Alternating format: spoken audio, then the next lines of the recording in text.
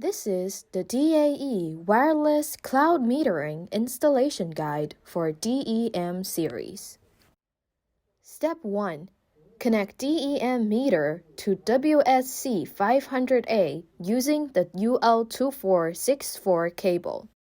Make sure to connect plus to the left port, minus to the right port. Next, connect the power adapter to WSC500A. Step 2. Connect CC2030 Gateway to WSC500A also using the UL2464 cable. Next, connect router with CC2030 Gateway using Cat5e cable. Connect the power adapter to CC2030 Gateway. Side notes: WSC500A and CC2030 can share one power adapter. Wire of antenna cannot be extended. CC2030 should be close within 30 feet to the router.